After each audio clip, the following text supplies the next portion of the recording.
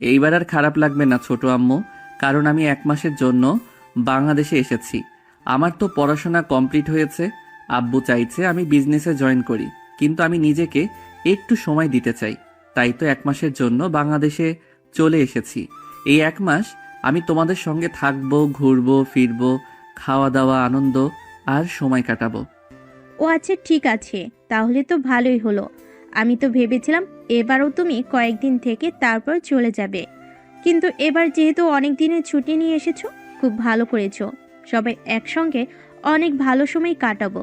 যাই হোক, তুমি আগে খাবারটা খাও। এই দেখো, আমি তোমার জন্য তোমার পছন্দের রান্না করেছি। নীল খাবার টেবিলে চোখ বুলিয়ে নিল। খাবার টেবিলে তার পছন্দের সব খাবারের আইটেম, চিংড়ির মালাইকারি, ইলিশ ভাজা, সেই সঙ্গে দেশি মুরগির রোস্ট এবং গরু মাংসের ভুনা। এইসব খাবার নীলের খুব পছন্দ।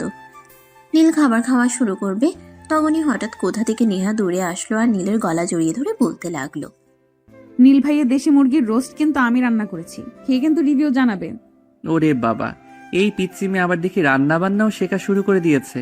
তো ব্যাপারটা কি বলেন শুনি। আপনি কেন এখনই রান্নাঘরে যাচ্ছেন? ওমা, তোমাকে বিয়ে করলে তোমাকে রান্না করে খাওয়াতে হবে না? তুমি তো বাংলাদেশি খাবার অনেক পছন্দ করো, তাই তো বাংলাদেশি খাবার রান্না শিখছি। আমি বিয়ের পর প্রত্যেক দিন তোমাকে আমার হাতের রান্না খেতে হবে। আমি কখনোই তোমাকে বাইরের খাবার খেতে দেব না। তাছাড়া বড় আম্মু তো রান্না করার মতো সময় পায় না, সারাক্ষণ অফিসের কাজে ব্যস্ত থাকে, তাই আর কি। নেহা এখন কিন্তু একদম বেশি বাড়াবাড়ি হয়ে যাচ্ছে। তুমি ইদানিং যা পাগলামো শুরু করেছো, তা কিন্তু একদমই সহ্য করার মতো নয়। চুপচাপ এখান থেকে চলে যাও। ছেলেটা এতদিন পর দেশে ফিরে এসেছে, তাকে শান্তিমতো দুটে খাবার খেতে দাও। আমি আবার কি করলাম? আমি কি ওর পাত থেকে খাবার খেয়ে নিয়েছি নাকি? আমি তো শুধু এটাই বলতে এলাম যে মুরগির রোস্ট আমি রান্না করেছি, আর খেয়ে রিভিউ জানাতে। আচ্ছা বাবা, ঠিক আছে, আগে আমাকে খাবারটা খেতে দে, কারণ খাবারের যা সুঘ্রাণ আসছে আমি নিজেকে আর সামলিয়ে রাখতে পারছি না। মন চাইছে সবগুলো খাবার একসঙ্গে আমার পেটের মধ্যে চালান করে দেই। এত তাড়াহুড়ো করার কিচ্ছু নেই বাবা, ধীরে সুস্থে খাবার খাও। সবগুলো খাবার তোমার জন্যই রান্না করা হয়েছে। তুমি খাওয়ার পর যদি কোনো খাবার বেঁচে থাকে, তাহলে অন্য কেউ খাবে, নয়তো আবার রান্না করে তাদেরকে খেতে দেব। নীল তখন আর কোনো কথা না বলে খাবার খাওয়া শুরু করলো। অনেকদিন পর ছোট আম্মুর হাতের রান্না খাচ্ছে। ছোট আম্মুর হাতের রান্না সবসময় তার কাছে অমৃতের মতো লাগে। যদিও তার আম্মু বেশ ভালোই রান্না করতে পারে, কিন্তু তার আম্মুর রান্না করা তেমন একটা কখনোই হয়ে ওঠে না, কারণ তিনি সবসময় অফিসের কাজে ব্যস্ত থাকেন। আসলে ব্যাংককে তাদের বেশ কয়েকটা বিজনেস রয়েছে, সেখানে বাবা মা দুজনেই কাজ করেন। তাই দিনের বেশিরভাগ সময় ওনাদেরকে অফিসের কাজেই ব্যস্ত থাকতে হয়। নীল এবার বাংলাদেশে এসেছে, এর সবচাইতে বড় কারণ হলো ছোট আম্মুর হাতের বানানো পিঠা এবং রান্না খাওয়ার জন্য, কারণ অনেকদিন হয়েছে তার বাংলাদেশে আসা হয় না, আর ছোট আম্মার হাতের কোনো কিছুই খাওয়া হয় না। যাই হোক ভিউয়ার্স, চলুন কথা না বাড়িয়ে মূল গল্পে ফিরে আসি। খাওয়া দাওয়া শেষ হলে নীল বিশ্রাম নেওয়ার জন্য রুমে চলে গেল। বিছানায় শুয়ে নীল কখন যে ঘুমিয়ে পড়লো সেটা তার মনেই ছিল না। হঠাৎ ঘুম ভাঙলে এসে দেখতে পেল নেহা তার মাথার কাছে বসে হাত পাকা দিয়ে বাতাস করছে। আসলে গ্রামের বাড়িতে তখনও সেভাবে এসি পৌঁছায়নি, কারেন্ট চলে গেছিল, তাই নীল অনেকটাই ঘেমে যাচ্ছিল। তাই নেহা তার পাশে বসে হাত পাকা দিয়ে বাতাস করছিল। নীল পিছনে থেকে উঠে বসে তাকে বলল, কি ব্যাপার নেহা, তুই আমাকে হাত পাকা দিয়ে বাতাস করছিস কেন? তোর কষ্ট হচ্ছে না? আরে, নিজের হবু স্বামীকে বাতাস করতে কষ্ট লাগে নাকি? কারেন্ট চলে গিয়েছিল, তোমার তো গরম সহ্য করার অভ্যেস নেই, ঘেমে যাচ্ছিলে। ঘুম ভেঙে যাবে তাই আমি তোমার পাশে বসে বাতাস করছিলাম। তা উঠে গেলে কেন? ঘুমাও, তোমাকে ঘুমন্ত অবস্থায় দেখতে কিন্তু হেব্বি লাগে। এই, তুই এত পাকা পাকা কথা কোথায় শিখেছিস বলতো? তুই তো আগে এরকম ছিলি না। 5 বছর আগে যখন বাংলাদেশে এসেছিলাম, তুই তো অনেক পিচ্চি আর কিউট কিউট কথা বলতি। তোকে সেই পিচ্চির মতোই তো দেখতে চাই, কিন্তু তুই এখন কেন এরকম বড়দের মতো কথা বলিস? আচ্ছা, তুমি আমাকে একটা কথা বলো, 5 বছর আগে যখন তুমি বাংলাদেশে এসেছিলে, এখন তুমি যতটা বড়, তখন কি তুমি এতটাই বড় ছিলে? না তো, এখন তো তুমি তার চাইতে আরো অনেকটা বড় হয়েছো। তাহলে আমিও তো তেমনই বড় হয়েছি। তাহলে আমার পরিবর্তনটা কেন তোমার চোখে স্বাভাবিক মনে হচ্ছে না? শুধুমাত্র এই কারণেই যে তোর কথাবার্তা আর আচার আচরণ আমার ঠিক ভালো লাগছে না। তোকে কেমন যেন লাগছে। তোর কি হয়েছে বলতো? প্রেমে পড়েছিস নাকি? প্রেমে আবার নতুন করে কেন পড়তে যাব? আমি তো সেই কবেই তোমার প্রেমে পড়েছি। তোমার মতো হ্যান্ডসাম গুড লুকিং একটা ছেলে আমার বাড়িতে থাকতে আমি কেন অন্যের প্রেমে পড়তে যাব? সত্যি নীল ভাইয়া, আই লাভ ইউ। ধুর, তোর সঙ্গে কথা বলাই অনর্থক। সব সময় শুধু ফাইজলামো করেই চলিস। কেন তুই একটাবার একটু ভালো করে কথা বলতে পারিস না? ধ্যাত্তেরি, আমি তোমার সঙ্গে ভালোবাসার কথা বললাম আর তুমি কিনা আমাকে ফাজিল বলছো? আমি তোমার সঙ্গে কথাই বলবো না। এই যে তোমাকে আড়ে দিলাম আর তোমার সঙ্গে কোনো কথাই বলবো না। এই বলে নেহা দুটো গাল বেলুনের মতো ফুলিয়ে দিয়ে সেখান থেকে চলে গেল। অপরদিকে নীল ঘুম থেকে উঠে হাত মুখ ধুয়ে ব্যালকনিতে এসে বসলো। নেহাদের বাড়ি একটু গ্রাম সাইডে পড়েছে, সেখানে এখনো তেমন একটা দালান কোঠা দেখা যায় না। যদিও নেহার বাবা এলাকার মধ্যে সবচাইতে ধনী ব্যক্তি বলা চলে, তাই তাদের বাড়িতে একটা পাকা বাড়ির দেখা মেলে। ব্যালকনিতে বসে নীল এলাকাটা একটু দেখে যাচ্ছিল। নেহাদের 3 তলা বাড়ি নিচতলায়, কেউ থাকে না দ্বিতীয় তলায়, কোনো গেস্ট আসলে থাকতে দেওয়া হয়, আর তৃতীয় তলায় তারা থাকে। নীল 3 তলার ব্যালকনি থেকে দেখছিল পাশে বিস্তর মাঠে সর্ষে চাষ করা হয়েছে। সর্ষে ফুলের মাঠটা পুরো হলুদ হয়ে আছে। কি যে সুন্দর লাগছে সেটা বলার মতো না। মনে হয় হলুদ পরিয়ে আকাশ থেকে এই মাঠে নেমে এসেছে। এইসব ভাবছিল নীল, তখনই হঠাৎ পেছন থেকে নেহার আম্মু বলে, নীল, তোমার আম্মু তোমাকে বলেছে কিনা জানি না, তোমার ছোট ফুপির মেয়ের বিয়ে, আমাদেরকে সেখানে যেতে হবে। আমাদের সঙ্গে তুমিও যাবে। কি বলো ছোট আম্মু? ছোট ফুপির মেয়ে তো এখনো অনেক ছোট, এখনই তাকে বিয়ে দিয়ে দিচ্ছে কেন? বাবা, এটা গ্রামের বাড়ি, এখানে মেয়েদেরকে এত বয়স লাগে না, অল্প বয়সেই বিয়ে দিয়ে দিতে হয়। তাছাড়া এলাকার অবস্থা খুব একটা ভালো নয়, তাই যত দ্রুত সম্ভব মেয়েদেরকে বিয়ে দিতে পারলেই বাঁচা যায়। তাই বলে এত অল্প বয়সে? যাই হোক, আমি যাব, কারণ গ্রামের বিয়েতে নাকি অনেক আনন্দ উল্লাস হয়। আমার তো কখনোই গ্রামের বিয়ে দেখা হয়নি। ইনফ্যাক্ট আমাদের আত্মীয়দের মধ্যে কারোর ছেলে মেয়েরই বিয়ে হয়নি এখনো।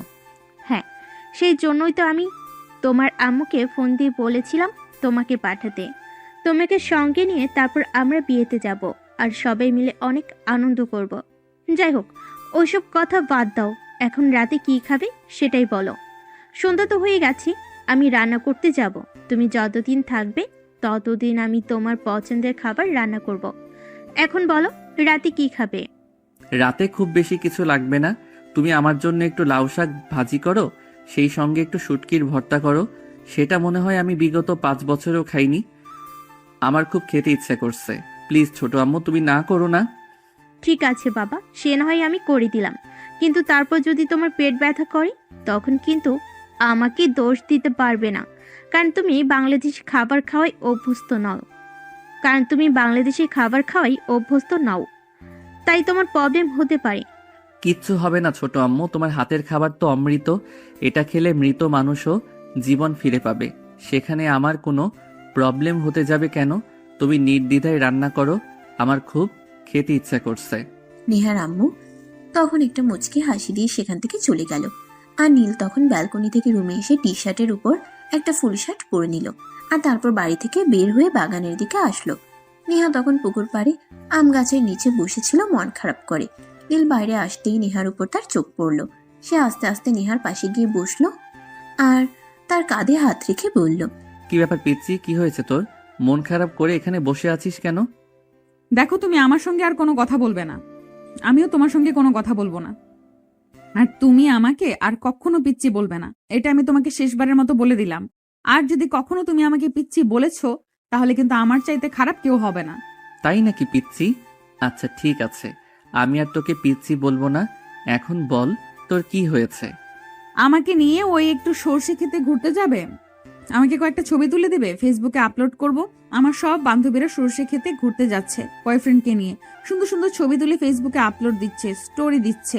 সেগুলো দেখলে আমার মনে হিংসে লাগে। আমার কেন একটা বয়ফ্রেন্ড নাই? কি বলিস? তোদের বয়সে প্রেম কি জিনিস জানতাম না, আর তোর বান্ধবীরা প্রেম করে বয়ফ্রেন্ডের সঙ্গে? কি যুগ আসলো সেটা বুঝতেই পারছি না। এখনকার যুগে নাকি ক্লাস 9-এ পড়া বাচ্চারাও প্রেম করে। আমরা তো এখনো প্রেম কি জিনিস সেভাবে বুঝে উঠিনি। হয়েছে, তোমাকে আর বুঝতেও হবে না। এখন তুমি আমাকে এটাই বলো, তুমি আমাকে এই সর্ষে ক্ষেতের এদিকে নিয়ে যাবে কি না? ঠিক আছে, নিয়ে যাব। চল তাহলে। আমারও ওইদিকে ঘুরতে যেতে ইচ্ছে করছিল, কিন্তু একা একা যেতে ইচ্ছে করছিল না। তাছাড়া এতদিন পর গ্রামে এসেছি, গ্রামের কেউ তো আমাকে সেভাবে চিনে না। আমি যদি সর্ষে খেতে ঢুকি আর সবাই যদি আমাকে চোর বলে মারপিট শুরু করে, তখন আমি কি করব? আচ্ছা ঠিক আছে, তুমি 5 মিনিট দাঁড়াও, আমি একটা ভালো ড্রেস পরে আসি। আচ্ছা তুমি কি শাড়ি পছন্দ করো? আমি তো ছেলে মানুষ, আমি শাড়ি পছন্দ করে কি করব? শাড়ি তো মেয়েরা পরে, এটা মেয়েদের পছন্দের বিষয়। আসলে আমি যেখানে থাকি সেখানে তো কেউ সেরকম শাড়ি পরে না। আমার আম্মু নিজেই শর্ট ড্রেস পরে, সেখানে শাড়ি পরলে মেয়েদের কেমন লাগে সেটা আমি জানবো কি করে? থাকতেরি কি, তুমি সবসময় এভাবে ঘুরিয়ে পেঁচিয়ে কথা বলো কেন? আর কথার মেন টপিক পাল্টে দাও কেন? আমি তোমাকে জিজ্ঞেস করেছি শাড়ি পরা মেয়েদের তুমি পছন্দ করো কি না। ঠিক আছে, এত কিছু জানার তোমার কোনো প্রয়োজন নেই। তুমি এখানে ওয়েট করো, আমি 5 মিনিটের মধ্যে আসছি। আর একটা কথা, আমি এখানে আসার আগে কিন্তু তুমি এখান থেকে এক পাও নড়বে না। আমি যদি এখানে এসে তোমাকে দেখতে না পাই তাহলে কিন্তু তোমার খবর আছে, এটা আমি তোমাকে বলে দিলাম। এই বলে নেহা সেখান থেকে দৌড়ে সোজা বাসার ভেতরে চলে গেল। আর তারপর প্রায় আধ ঘন্টা পর শাড়ি পরে চুলগুলো খুলে দিয়ে ঠোঁটে হালকা করে লিপস্টিক লাগিয়ে চোখে একটু কাজল আর সেই সঙ্গে হাতে কিছু চুড়ি দিয়ে রেডি হয়ে নিচে নামছিল। এটা দেখেই তার আম্মু বলল, কি ব্যাপার নেহা, তুই কি কোথাও যাচ্ছিস নাকি? বিকাল তো হয়ে এলো, এখন গেলে তো ফিরতে সন্ধ্যা হয়ে যাবে। কোথাও যাচ্ছি না, এই তো নীল ভাইয়াকে নিয়ে সামনেই সর্ষে ক্ষেতের এদিকে যাচ্ছি কয়েকটা ছবি তুলবো বলে। আচ্ছা আম্মু, তুমি আমাকে এটা বলো, শাড়িতে আমাকে কেমন লাগছে? মাশাআল্লাহ, এই হলুদ রঙের শাড়িতে আমার মেয়েটাকে একদম হলুদ পরীর মতো লাগছে। সর্ষে খেতে ছবি তুলতে গেলে সর্ষে ফুলের সঙ্গে তো একদমই মিশে যাবি, তখন তো আর তোকে খুঁজেই পাবো না। তুমি যে কি বলো না, নীল ভাইয়া আছে না, সে আমাকে খুঁজে নিয়ে আসবে। আচ্ছা আম্মু, নীল ভাইয়াকে তোমার মেয়ের জামাই হিসেবে তোমার কেমন লাগে? দেখ নেহা, সবসময় কিন্তু ফাজলামো ভালো লাগে না। নীল তোর ভাই হয়, ভাইকে কখনো জামাই বানাতে হয় না। এখন চুপচাপ যেটা করতে যাচ্ছিস সেটা করতে যা, তা না হলে কিন্তু আমি তোকে বাসা থেকে বের হতে দেব না, কথাটা মনে রাখিস। তুমিও না আমার মনের কথা বুঝলে না। আমি সত্যি নীল ভাইয়াকে ভালোবাসি আর তাকে বিয়ে করতে চাই। দেখো না, আমার বান্ধবীদের 4-5টা বয়ফ্রেন্ড থাকা সত্ত্বেও আমি কোনো ছেলের সঙ্গে প্রেম করছি না, শুধুমাত্র নীল ভাইকে ভালোবাসি আর নিজের করে পেতে চাই বলে। নেহা, আমি বলছি এখন কিন্তু খুব বেশি বাড়াবাড়ি হয়ে যাচ্ছে তোর। যদি বাইরে যাওয়ার ইচ্ছে থাকে যেতে পারিস, তা না হলে কিন্তু আমি তোর বাইরে যাওয়া একেবারেই বন্ধ করে দেব, কারণ তুমি এখন বেশি বেড়ে গেছো।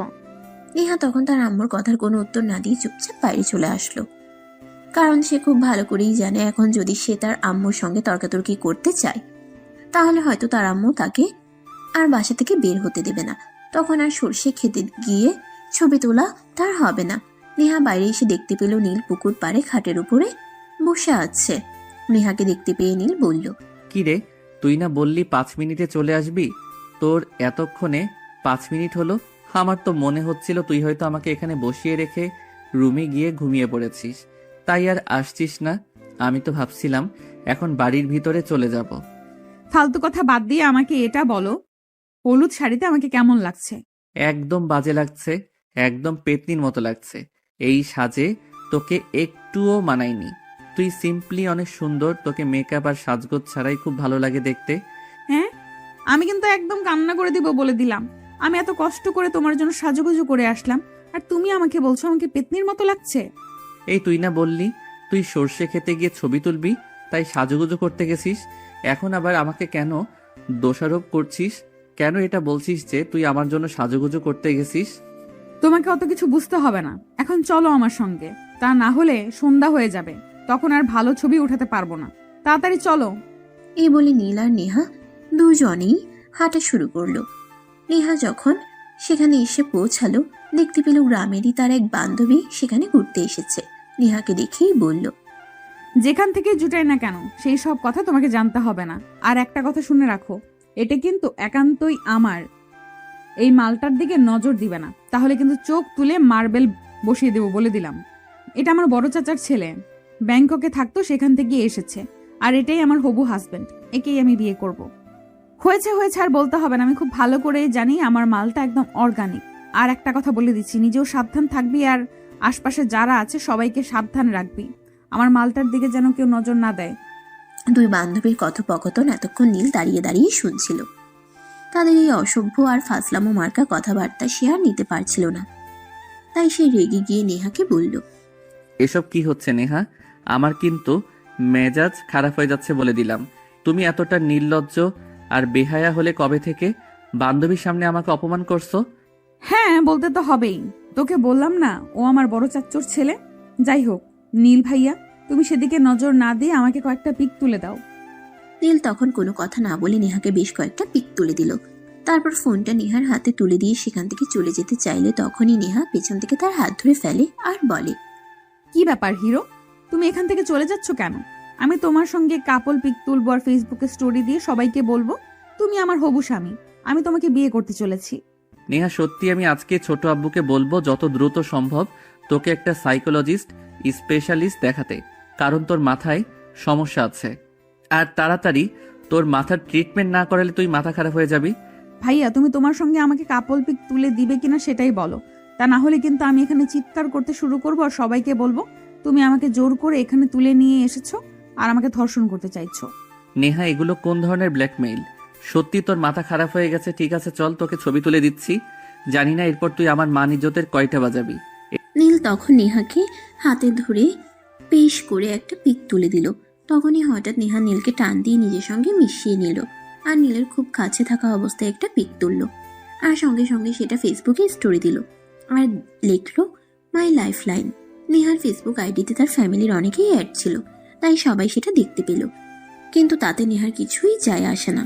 অপরদিকে তার বন্ধু বান্ধবীরা তো ইনবক্সে হাজারটা মেসেজ করছে নেহা কিভাবে এরকম হ্যান্ডসাম গুড লুকিং একটা আইটেম বয়কে জুটিয়েছে। এদিকে নেহার তো আর এত মেসেজ দেওয়ার সময় নেই, তাই সে ছোট্ট করে আবারও ফেসবুকে একটা পোস্ট করেছে। সেখানে লিখেছে, মাই লাইফ লাইন, এটা আমার উডপি হাজব্যান্ড। আমি একেই বিয়ে করতে চলেছি আর সেজন্য স্কুল থেকে 1 মাসের ছুটি নিয়েছি। বিয়ে করে তারপর একটা বাচ্চা কোলে নিয়ে তারপর যাব এসএসসি পরীক্ষা দিতে। আমি ইতিহাসের পাতায় আমার নাম লেখাতে চাই। আমি প্রথমে এমন কেউ হতে চাই যে কিনা বাচ্চা কোলে নিয়ে এসএসসি পরীক্ষা দেয়। নেহার এরকম একটা পোস্ট নীলের চোখ এড়ালো না। নীল পোস্টটা দেখতে পেল এবং নেহাকে বলল, নেহার এরকম একটা পোস্ট নীলের চোখ এড়ালো না। নীল পোস্টটা দেখতে পেল এবং নেহাকে বলল, এসব কি নেহা? তোমার কি মাথা খারাপ হয়ে গেছে? তুমি খুব ভালো করে জানো তোমার ফেসবুক আইডিতে সকল ফ্যামিলি মেম্বার অ্যাড আছে। তারা যদি এটা দেখতে পায় তাহলে কি হবে জানো তুমি? হ্যাঁ, আমি খুব ভালো করে জানি তারা এটা দেখতে পেলে আমার মনের আশা পূর্ণ হবে, আমি তোমাকে আমার করে পাবো। সত্যি তোর মাথা খারাপ হয়ে গেছে? আমি ছোট আম্মুকে এক্ষুনি বলছি, তারপর তোর কি হয় তুই সেটাই দেখিস। এই বলে নীল সোজা তার ছোট আম্মু রুমে চলে গেল। তার ছোট আম্মু বিছানার উপর বসে কিছু একটা করছিলেন। নীলকে দেখতে পেয়ে তিনি বললেন, কি ব্যাপার নীল, কি হয়েছে? তুমি দরজায় দাঁড়িয়ে আছো কেন? কিছু বলবে নাকি? ভেতরে এসে বসে তারপর বলো। ছোট আম্মু, এই দেখো তোমার মেয়ে ফেসবুকে কি পোস্ট করেছে। এর মনে হয় মাথাটা খারাপ হয়ে গেছে। তুমি প্লিজ ওকে এটা ডিলিট করতে বলো। হাই আল্লাহ, এটা কি করলো? এ তো সত্যিই দেখা যাচ্ছে মাথা খারাপ হয়ে গেছে। তুমি কোনো চিন্তা করো না, আমি নেহার সঙ্গে কথা বলছি।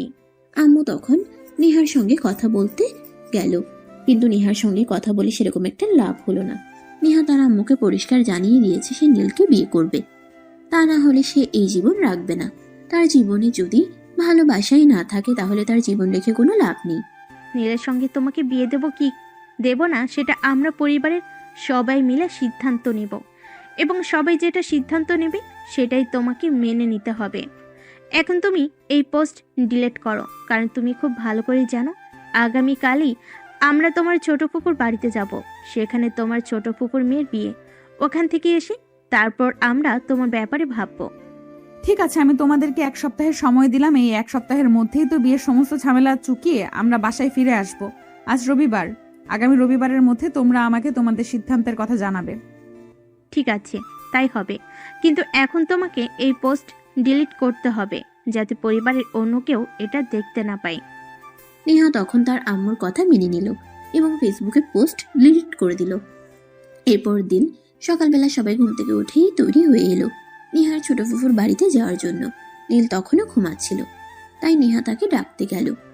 এই নীল ভাইয়া, কি হলো, তুমি এখনো ঘুম থেকে উঠছো না কেন? আমরা তো সবাই তৈরি হয়ে গেছি ছোট ফুপ্পির বাড়িতে যাওয়ার জন্য, তুমি কি যাবে না? ও, আমার তো মনেই ছিল না। চিন্তা নেই, তোমরা গিয়ে নিচে ওয়েট করো। আমার রেডি হতে জাস্ট 5 মিনিট লাগবে। 5 মিনিটের মধ্যেই আমি আসছি। আর একটা কাজ করো, ছোট আম্মুকে বলো আমার জন্য কিছু রেডি করতে। আমার খুব ক্ষুধা পেয়েছে। কিছু খেতে হবে। আম্মু যে কখন থেকে তোমার জন্য নাস্তা বানিয়ে ওয়েট করছে, তুমি তাড়াতাড়ি নিচে আসো। এই বলে নেহা সেখান থেকে চলে গেল। নীল বিছানা থেকে নেমে ফ্রেশ হতে চলে গেল। তারপর ফ্রেশ হয়ে নিচে গেল নাস্তা করতে। নাস্তা শেষ হলে সবাই মিলে একসঙ্গে নেহার ছোট ফুফুর বাড়ির উদ্দেশ্যে রওনা দিল। সেখানে পৌঁছাতে দুপুর প্রায়ই হয়ে এলো। এদিকে বাড়িতে হলুদের অনুষ্ঠান চলছে। গ্রামের বাড়িতে বিয়ে, একটু অন্যরকম শহরের মতো ডেকোরেশন দিয়ে সবকিছু সাজানো হয়নি। গ্রামের বাড়ি গ্রামের মতো করে সাজানো হয়েছে। এতেই যেন এক অন্যরকম আনন্দ আছে। দেখতে দেখতে হলুদের অনুষ্ঠান শেষ হয়ে গেল। রাতের বেলা মেহেদি অনুষ্ঠান। সবাই মেহেদি দিচ্ছে। নেহাও মেহেদি পরবে, কিন্তু কারো মেহেদি পরানো তার পছন্দ হচ্ছে না, তাই সে মেহেদি পরতে পারছে না। তাই রুমের একপাশে চেয়ার টেনে গাল ফুলিয়ে বসে আছে। তখনই নীল সেখানে আসলো আর নেহাকে গাল ফুলিয়ে বসে থাকতে দেখে জিজ্ঞাসা করলো, কি ব্যাপার নেহা, কি হয়েছে তোর? আসলি ভালো, এতক্ষণও ভালোই ছিলি, তাহলে এখন হঠাৎ খাল ফুলিয়ে বসে আছিস কেন? কেউ কি তোকে কিছু বলেছে? আমি মেহেন্দি পরবো, কিন্তু মেহেন্দি পরিয়ে দেওয়ার মতো কাউকে পাচ্ছি না। এই ব্যাপার, এটার জন্য এইভাবে গাল ফুলিয়ে বসে থাকতে হবে নাকি? তুই আমাকে বলতি, আমি মেহেন্দি পরাতে পারি, আমি তোকে মেহেন্দি পরিয়ে দিতাম। নীল মেহেন্দি পরাতে পারে এটা শুনে নেহা যেন হাতে আকাশ না গাল পেল, কারণ সে এরকমটাই চাইছিল নীল তাকে মেহেন্দি পরিয়ে দিক। কিন্তু কোনোভাবেই সেটা বলে উঠতে পারছিল না। সে মনে মনে খুশি হলেও এই বিষয়টা নিজের মধ্যে চেপে রাখলো আর মেহেন্দিটা নীলের হাতে দিয়ে বলল, এই নাও, আমার 2 হাতে সুন্দর করে মেহেন্দি পরিয়ে দিবে, তা না হলে কিন্তু তোমার খবর আছে, বলে দিলাম। ঠিক আছে বাবা, তোর কোনো চিন্তা নেই, আমি তোকে 2 হাতে সুন্দর করে মেহেন্দি পরিয়ে দিব। আমি আমার এক বান্ধবীর বিয়েতেও মেহেন্দি পরিয়েছিলাম, সবাই বলেছিল খুব ভালো হয়েছে, তোরটাও খুব ভালো হবে ইনশাল্লাহ। এই বলে নীল নেহাকে মেহেন্দি পরিয়ে দিল। আর এদিকে দেখতে দেখতে রাত 12টার মতো বেজে গেছে। সবাই ঘুমানোর জন্য প্রস্তুতি নিচ্ছে। মেয়েরা একজন আরেকজনের সঙ্গে ঘুমিয়ে পড়েছে, কিন্তু নীল কোথাও ঘুমানোর জায়গা পাচ্ছে না। তাই সে বারান্দায় একটা চেয়ার টেনে বসে আছে। তখনই নেহা সেখানে আসলো আর তাকে বলল, কি ব্যাপার, কি হলো? তুমি এখনো এখানে বসে আছো কেন? সবাই তো ঘুমিয়ে পড়েছে, তুমি ঘুমাওনি কেন? কোথায় ঘুমাবো, এটা বিয়ে বাড়ি, আর সবচাইতে বড় কথা হলো এটা গ্রামের বাড়ি। এখানে অনেক মেহমান আছে, সবাই নিজেদের মতো করে বিছানা গুছিয়ে ঘুমিয়ে পড়েছে, কেউ কেউ বা ফ্লোরেও ঘুমিয়েছে। আমি কোথায় ঘুমাবো, জায়গা খুঁজে পাচ্ছি না। কি ব্যাপার, কোনো সমস্যা নেই, তুমি আমার সঙ্গে আসো। ছোট ফুপি খুব ভালো করেই জানে আমি আমার রুমে কারোর সঙ্গে শেয়ার করি না, তাই ছোট ফুপি আমার জন্য তার রুমটা ছেড়ে দিয়েছে। আমি ওই রুমে ঘুমাবো, তুমি আমার সঙ্গে ঘুমাবে। তোর কি মাথা খারাপ হয়ে গেছে? এটা বাংলাদেশ, তার উপর আবার গ্রামের বাড়ি। এখানে আমি যদি তোর সঙ্গে এক রুমে ঘুমাই তাহলে সবাই নানা কথা বলবে। তুই রুমে গিয়ে ঘুমিয়ে পড়, আমাকে নিয়ে তোর কোনো চিন্তা করতে হবে না, আমি এখানেই কাটিয়ে দিতে পারবো রাতটা। তুই রুমে চলে যা আর ঘুমিয়ে পড়। কিন্তু নেহা এখান থেকে যাবে না, সে নীলকে সঙ্গে নিয়ে যাবে। তাই সে নীলের হাত ধরে টানাটানি করছিল। আর তখনই নেহার আম্মু সেখানে আসলো। হাত টানাটানি করতে দেখে জিজ্ঞাসা করলো, কি ব্যাপার, কি হয়েছে? তোরা দুজনে এভাবে হাত ধরে টানাটানি করছিস কেন? নেহা তখন তার আম্মুকে সবটা খুলে বলল। সবকিছু শুনে তার আম্মু বলল, ও, এই ব্যাপার। হ্যাঁ নীল, তুমি এক কাজ করো, নেহার সঙ্গে ওই রুমে গিয়ে ঘুমিয়ে পড়ো। আমরা সবাই রাতে ঘুমাবো না, অনেক কাজ আছে, আমাদের কাজ করতে হবে। তুমি তো না ঘুমিয়ে থাকতে পারবে না। তুমি নেহার সঙ্গে ওই রুমে গিয়ে শুয়ে পড়ো। ঠিক আছে ছোট আম্মু, তুমি যখন বলছো যাচ্ছি, কিন্তু গ্রামের বাড়িতে তাই একটু লজ্জা পাচ্ছিলাম, মানুষ দেখলে কি না কি বলে ফেলে তাই। কেউ কিচ্ছু বলবে না, তুমি আছো তো আমার সঙ্গে। এটা আমার ফুফুর বাড়ির, এখানে কারো সাহস হবে না আমাদের ব্যাপারে কোনো কথা বলতে। এই বলে নেহা নীলকে নিয়ে রুমে চলে গেল। আর দুজনেই ঘুমিয়ে পড়লো। দুজনেই বিছানার 2 পাশে শুয়ে আছে আর মাঝখানে একটা কোল বালিশ। কিন্তু প্রবলেম হলো একটাই, কম্বল। আসলে বিয়ে বাড়ি তো, এখানে সেভাবে সবকিছু অ্যারেঞ্জ করা যায়নি। তাই নেহাকে একটাই কম্বল দেওয়া হয়েছিল। আর এই একটা কম্বল নিয়েই দুজনে শুয়ে আছে। নীলের চোখে ঘুম আসছিল না। জীবনে এই প্রথমবার সেই কারোর সাথে বেড শেয়ার করেছে। মনে মনে ভাবছিল, যদি ঘুমিয়ে যায় আর আমার হাত পা নেহার উপর উঠে যায় তখন কি হবে? জীবনে তো কোনোদিন কাউকে সঙ্গে নিয়ে ঘুমায়নি। এইসব চিন্তা করতে করতেই নীল কখন ঘুমিয়ে পড়লো সেটা তার মনে নেই। ভোর রাত্রিরে যখন নীলের ঘুম ভাঙলো তখন সে দেখতে পেল নেহা তাকে জড়িয়ে ধরে ঘুমিয়ে আছে। সে নেহাকে নিজের থেকে ছাড়ানোর চেষ্টা করছিল, কিন্তু নেহা তাকে আরো শক্ত করে জড়িয়ে ধরে ঘুমিয়ে পড়ল। ঘুমন্ত অবস্থায় নেহাকে দেখতে অনেক সুন্দর লাগছিল, তাই নীল আর নেহাকে জাগানোর চেষ্টা করলো না। এভাবেই ঘুমের ভান করে শুয়ে রইল। সকাল 8টার দিকে নেহার ঘুম ভাঙলো। চোখ মেলে তাকিয়ে দেখতে পেল সে নীলের বুকের উপরে শুয়ে আছে। তখনই সে নীলের নাকে আস্তে করে চাপ দিল, আর নীল তখনই চোখ মেলে তাকালো। আজ না অনেক সুন্দর একটা ঘুম হয়েছে। জীবনে প্রথমবার মনে হয় অনেক শান্তিতে একটা ঘুম দিয়েছি। আগে তুই আমার বুকের উপর থেকে নাম, তারপর আমি তোর কথা শুনছি। এমন করছো কেন আমার সঙ্গে? এখানে তো তুমি আর আমি ছাড়া কেউ নেই, আমাদের কেউ দেখতে পাবে না। তাহলে এমন করার কি আছে? তুই আগে আমার বুকের উপর থেকে নাম বলছি। আমার নিঃশ্বাস নিতে কষ্ট হচ্ছে। পুরো আটার বস্তা একটা আমার উপর শুয়ে আছে। তুমি আমাকে আটার বস্তা বললে? আমি নামবো না তোমার উপর থেকে। আমার ওজন মাত্র 40 কেজি, আর তুমি আমাকে আটার বস্তা বলতে পারলে? এখনই তুমি আমাকে এইসব কথা বলো। বিয়ের পর তুমি আমার সঙ্গে কি করবে? এই, তোকে আমি বিয়ে করবো এটা কি আমি কখনো তোকে বলেছি? তাহলে তুই কেন বারবার এই কথা বলছিস? তোকে তো আমি বিয়ে করছি না, তাহলে এত চিন্তার কি আছে? তোমাকে বিয়ে করতে হবে না, আমি নিজেই তোমাকে বিয়ে করব। পৃথিবীর ইতিহাস পাল্টে দেব। এতদিন পর্যন্ত ছেলেরা মেয়েদের বিয়ে করত, আর এখন আমি একটা মেয়ে হয়ে তোমাকে বিয়ে করব। তুই আমার বুকের উপর থেকে নামবি নাকি নামবি না সেটাই বল। আমার কিন্তু দম বন্ধ হয়ে আসছে। আমি কিন্তু এখন তোকে ধাক্কা দিয়ে ফেলে দিব বলে দিলাম। নেহা তখন আর কোনো উপায়ান্তর না পেয়ে নীলের উপর থেকে নেমে পড়ল। নেহা নীলের বুকের উপর থেকে নেমে যেতেই নীল বিছানা ছেড়ে উঠল আর নেহাকে বলল, তোর সঙ্গে এক রুমে ঘুমানোর সিদ্ধান্ত নেওয়াটাই আমার জীবনের সবচাইতে বড় ভুল ছিল। তবে একটা কথা বলে দিচ্ছি, আজ যে তুই আমাকে জড়িয়ে ধরে ঘুমিয়েছিস, এটা যদি কাউকে বলবি তাহলে কিন্তু তোর মুখ ভেঙে ফেলবো বলে দিলাম। ঠিক আছে, সেটা সময় হলে দেখা যাবে তুমি কি করতে পারো আর না পারো। এখন যাও, তাড়াতাড়ি ফ্রেশ হয়ে রেডি হয়ে নাও। একটু পরেই বিয়ে বাড়ির কার্যক্রম শুরু হয়ে যাবে, আর বাড়িতে তো অনেক মানুষ, তখন কিন্তু আর ফ্রি হওয়ার চান্স পাবে না। এই বলে নেহা সেখান থেকে চলে গেল। নীল নিজের কাপড় চোপড় নিয়ে ফ্রেশ হয়ে এসে রেডি হয়ে নিল। দুপুর 12টা নাগাদ বরযাত্রী চলে আসলো। মেয়েরা বরযাত্রীকে বরণ করতে গেল, আর তখন সেখানে হট্টগোল বেঁধে গেল। মেয়েদের ডিমান্ড 10,000 টাকা, কিন্তু ছেলেপক্ষ তা দেবে না। এটা নিয়েই অনেকক্ষণ ঝামেলা হয়। তারপর অবশেষে ছেলেপক্ষ জোর করেই ভিতরে প্রবেশ করে। এদিকে নীল দূরে দাঁড়িয়ে এইসব কর্মকাণ্ড দেখছিল। তখনই হঠাৎ নেহার চোখ পড়ল নীলের উপর। নীলকে আজ অন্যরকম সুন্দর লাগছে। সে পাঞ্জাবি পরেছে। এই প্রথমবার নীলকে পাঞ্জাবিতে দেখছে নেহা, সেজন্য আবারও নতুন করে নীলের প্রেমে পড়ে যাচ্ছে। তাই সে সেখানে দাঁড়িয়ে না থেকে দৌড়ে নীলের কাছে চলে আসলো আর বলল, পাঞ্জাবিতে কিন্তু সত্যি তোমাকে অন্যরকম সুন্দর লাগছে। আমি আরো একবার নতুন করে তোমার প্রেমে পড়ে যাচ্ছি। ওই যে পাশে একটা বিশাল পুকুর আছে, ওখানে পড়তে পারলে তোর গোসলটা হয়ে যেতে পারতো। তুমি না একদম আনরোম্যান্টিক। কোথায় আমি তোমার সঙ্গে একটু কথা বলতে আসলাম, তুমি একটু রোম্যান্টিক করে কথা বলবে, আর তা না করে তুমি আমাকে উল্টো পুকুরে পড়তে বলছো। ধ্যাত্তেরি, তোমার সঙ্গে আর কথাই বলবো না। এটাই সবচাইতে ভালো হবে। আর তুই যদি আমার সঙ্গে এসব ফাইজলামো মার্কা কথাবার্তা না বলিস, তাহলে আমি সবচাইতে বেশি খুশি হব। আর হ্যাঁ, তোর চুলগুলো খুলে রাখ। চুল খুলে রাখলে কিন্তু তোকে দারুণ লাগে। এই প্রথমবার নীল নেহার একটু প্রশংসা করেছে। এটাতে নেহা অনেক বেশি খুশি হয়েছে, আর অনেকটা লজ্জাও পেয়েছে। তাই সে সেখান থেকে দৌড়ে চলে গেল, আর রুমে গিয়ে চুলগুলো খুলে আশ্রিয়ে তারপর বের হলো। সত্যিই মেয়েদেরকে খোলা চুলে অনেক সুন্দর লাগে। তাছাড়া নেহার চুলগুলো কোমর ছাড়িয়ে পড়ছিল, এতে নেহাকে আরো বেশি সুন্দর লাগছিল। এদিকে দেখতে দেখতে বিয়ের কাজকর্ম শেষ হয়ে গেল। এবার নেহাদের বাড়িতে ফেরার পালা।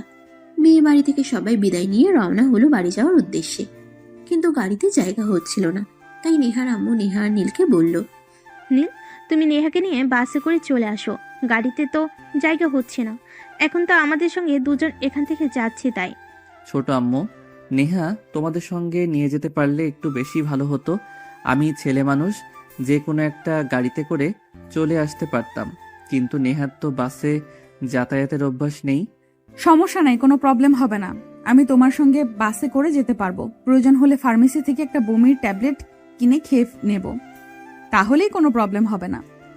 নীল তখন আর কোনো কথা বলার ইস্যু খুঁজে পেল না। তাই সে নেহাকে নিয়ে বাস স্ট্যান্ডের উদ্দেশ্যে রওনা দিল। একটা রিকশায় করে নেহা তার হাতটা ধরে আছে আর বলছে, প্রথমবার তোমাকে একা পেলাম, এই সুযোগটা হাতছাড়া করি কি করে বলো? আচ্ছা, একটা কাজ করো, ওই যে ফার্মেসি, ওখান থেকে আগে একটা বমির ট্যাবলেট কিনে নাও। মামা, রিক্সাটা একটু দাঁড় করান, আমি একটা ট্যাবলেট নিয়ে আসি। অতঃপর ট্যাবলেট নিয়ে দুজনে রিকশা করে বাস স্ট্যান্ডে পৌঁছে গেল, আর বাসের টিকিট কেটে বাসে উঠে পড়ল। নীল আর নেহা দুজন এই পাশাপাশি সিটে বসে আছে। বাসে উঠতেই হঠাৎ করেই নেহার কোথা থেকে যেন রাজ্যের ঘুম চলে আসলো। সে নীলের কাঁধে মাথা রেখে ঘুমিয়ে পড়ল। নীল অনেকবার তাকে জাগানোর চেষ্টা করছিল, কিন্তু নেহা এতটাই ঘুমিয়ে পড়ছিল যে সে এসবের কোনো তোয়াক্কা করলো না। এদিকে নীলও আর তাকে জাগানোর চেষ্টা করে না। নেহাকে ঘুমন্ত অবস্থায় কিন্তু দেখতে একদম ছোট বাচ্চাদের মতো লাগে, আরো অনেক কিউট লাগে। তাছাড়া তার চুলগুলো খোলা ছিল, জানালা দিয়ে আসা বাতাসে নেহার চুলগুলো তার মুখের উপর ছিটিয়ে পড়ছিল। নীল বারবার তার চুলগুলো সরিয়ে দিচ্ছিল, কিন্তু বাতাস কি আর সেটা মানে? বাতাসে বারবার চুলগুলো তার মুখের উপর এসে পড়তে লাগলো। তখন নীল নেহাকে নিজের কোলের উপরে শুয়ে দিল। প্রায় 2 ঘন্টা পর নেহার ঘুম ভাঙলো, আর সে নিজেকে নীলের কোলের উপরে দেখতে পেয়ে বলল, তুমি না আমায় ভালোবাসো? তাহলে আমি ঘুমিয়ে পড়াতে তুমি আমাকে তোমার কোলে নিয়েছো কেন? না মানে তোর মাথা বারবার জানালার সঙ্গে ধাক্কা লাগছিল, যদি ব্যথা পেতি তাই তো আমি এটা করলাম। হয়েছে, আর কথা ঘুরোতে হবে না। আমি ভালোভাবেই বুঝতে পেরেছি আমি ঘুমিয়ে পড়েছিলাম, তাই তুমি তোমার কোলে আমাকে নিয়ে আদর করছিলে, তাই না? দেখ, মাথা খারাপ একটা। আমি কেন তোকে আদর করতে যাব? তুই কি ছোট বাচ্চা নাকি? এই যে আমি তোমার হবু বউ, আজকে সবাই বাড়িতে গিয়ে তোমার আর আমার বিয়ের বিষয়ে সিদ্ধান্ত নেবে, এটা ভাবতেই তোমার মনে T20 ফাইনাল ম্যাচ খেলছে, তাই না? ধুর, কোথা থেকে যে আসে এসব আবালের দল। আমি তোর চাইতে বয়সে কতটা বড় সেটা তুই জানিস? আমারই তো এখনো বিয়ের বয়স হয়নি, আর তুই কিনা বিয়ে করবি আমাকে? হ্যাঁ, এসব ফাইজলামো মার্কা কথাবার্তা বন্ধ কর। এখনো তুই অনেক ছোট আছিস, বিয়ের বয়স তোর এখনো হয়নি। এই শোনো, আগের যুগে যখন মেয়েদের বিয়ে হতো তখন হয়তো মেয়েদের বয়স 10-12 হতো কিনা সন্দেহ, আর আমি ক্লাস 9-এ পড়ছি, আমার বর্তমান বয়স 16 বছর। তাহলে আমি কেন বিয়ে করতে পারবো না? তোর মতো পাগলের সঙ্গে তর্কে যাওয়ার কোনো ইচ্ছে আমার নেই।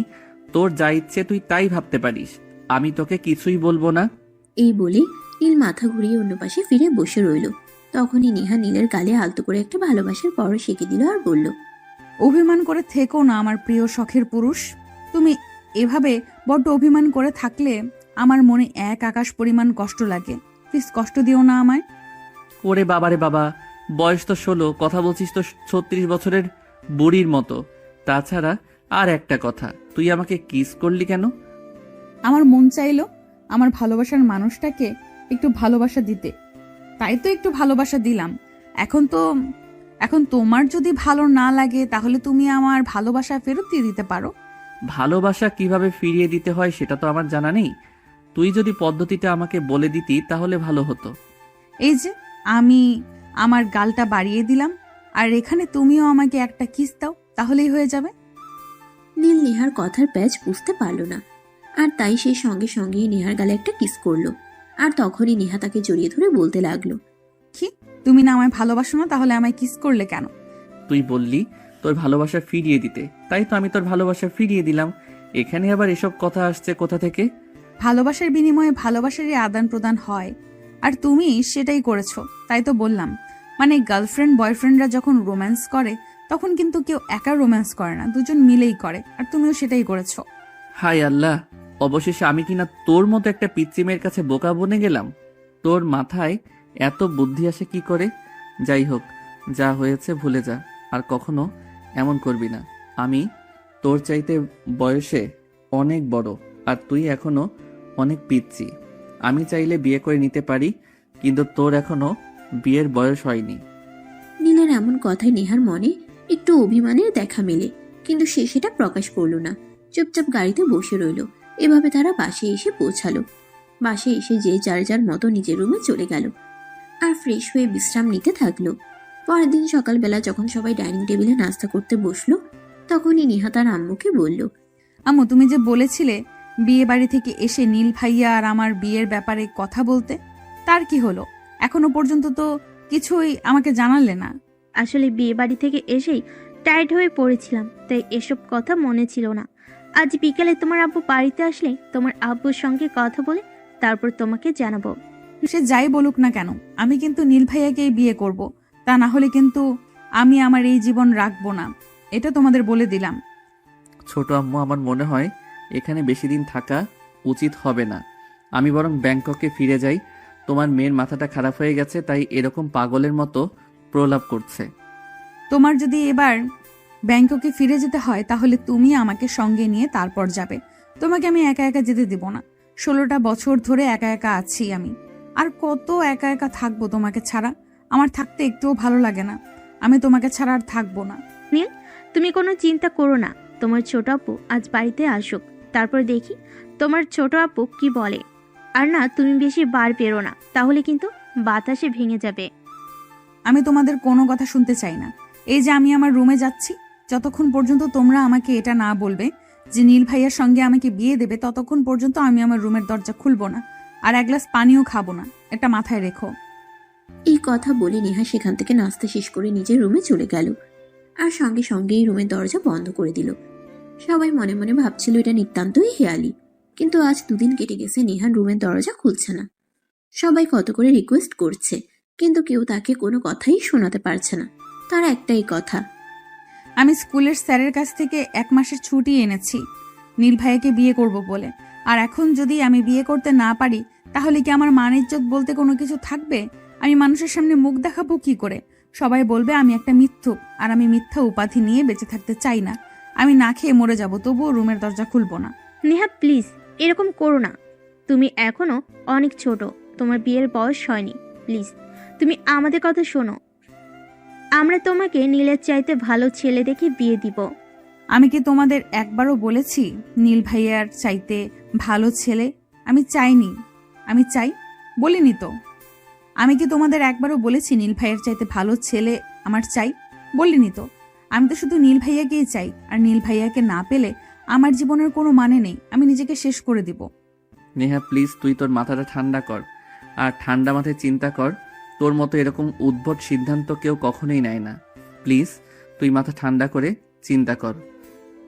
আমরা তোকে অনেক ভালো একটা ছেলের সঙ্গে বিয়ে দিব। তুমি যদি আমায় বিয়ে করতে না পারো, তাহলে এখানে আর আমার সঙ্গে কথা বলতে এসো না। আমি মরে গেলেও তো তোমার কিছু যায় আসে না। তাহলে কেন এত কথা বলছো? চলে যাও এখান থেকে। ব্যাংককে গিয়ে ওই দেশের কোনো একটা মেয়েকে বিয়ে করে সেটেল হয়ে নাও। তোকে এই অবস্থায় রেখে আমি কি করে চলে যাই বল? তুই আমার ছোট চাচার একমাত্র আদরের মেয়ে, অনেক কষ্ট করে লালন পালন করে তোকে মানুষ করার চেষ্টা করছে। আর তুই কিনা এসব পাগলের মতো কর্মকাণ্ড করছিস। এগুলো তোর কাছে থেকে কেউ আশা করে না। প্লিজ তুই রুমের দরজা খোল। কিন্তু কারোর কথাই কোনো কাজ হলো না। নেহা রুমের দরজা খুলে না, রুমের দরজা বন্ধ করে রুমের ভিতরে বসে রইল। এভাবে দেখতে দেখতে 4 দিন কেটে গেল। নেহা কারোর কোনো কথাই শুনছে না। এদিকে এই খবরটা ব্যাংককে নীলের আব্বু আম্মুর কাছে পৌঁছাতেও বেশি সময় লাগলো না। তাই আজ নীলের আব্বু আম্মু বাংলাদেশে ফিরে এসেছে। বর্তমানে তারা নেহার রুমের দরজার বাইরে দাঁড়িয়ে আছে। নেহা মা আমার, আমি এসেছি তোমার সঙ্গে কথা বলতে। তুমি দরজাটা খোলো, আমরা সামনাসামনি বসে কথা বলি। না বড় আব্বু, আমি দরজা খুলবো না। তোমরা যতক্ষণ পর্যন্ত নীল ভাইয়ার সঙ্গে আমাকে বিয়ে দিতে রাজি না হবে, ততক্ষণ আমি দরজা কোনোভাবেই খুলবো না। ঠিক আছে মা, তুমি যদি নীলকে বিয়ে করে সুখে থাকতে পারো, তাহলে আমাদের কোনো আপত্তি নেই। আমরা তোমাকে নীলের সঙ্গেই বিয়ে দেব। আমি তোমাদের মুখের কথা বিশ্বাস করি না। তোমরা একটা স্ট্যাম্প তৈরি করে আনো, যেখানে লেখা থাকবে নীল শুধু আমাকেই বিয়ে করবে, আমি ছাড়া পৃথিবীর কোনো মেয়েকে বিয়ে করতে পারবে না, এবং সেটাকে বাড়ির সবাই সাইন করবে। তাহলে আমি রুমের দরজা খুলবো। তখন বাড়ির সবাই খুব ভালো করেই বুঝতে পারলো নেহা তার কথার অন্যথা হতে দেবে না। তাই সবাই মিলে সেটাই করলো, আর তারপর সেটা দরজার নিচ দিয়ে নেহা রুমে পাঠিয়ে দিল। নেহা সেটা হাতে পেয়ে দরজা খুললো, আর তখনই নীলকে সবার সামনেই জড়িয়ে ধরে বলল, সেই ছোট্ট থেকে তোমাকে আমার মনের মধ্যে পুষে রেখেছি। যদি তোমাকে না পাই, তাহলে এই জীবন রেখে আমার কোনো লাভ নেই। সেই ছোট্ট থেকে তোমাকে আমার মনের মধ্যে পুষিয়ে রেখেছি। যদি তোমাকে না পাই, তাহলে এই জীবন থেকে আমার কোনো লাভ নেই। নেহা, সবাই রাজি হলেও আমি তোকে বিয়ে করতে পারবো না, কারণ তুই আমার চাইতে বয়সে অনেক ছোট। আর একটা কথা এখানে উপস্থিত সবাইকে বলছি, চুম্বকের কাছে যখন লোহাকে রাখা হয়, তখন কিন্তু চুম্বক লোহাকে আকর্ষণ করে। তারপর আমি কি বোঝাতে চাইছি বাকিটা আশা করি সবার মাঝে আর বলার দরকার নেই। আমি আজকে ব্যাংকক চলে যাচ্ছি, তোমাদের যা ইচ্ছা তোমরা তাই করো।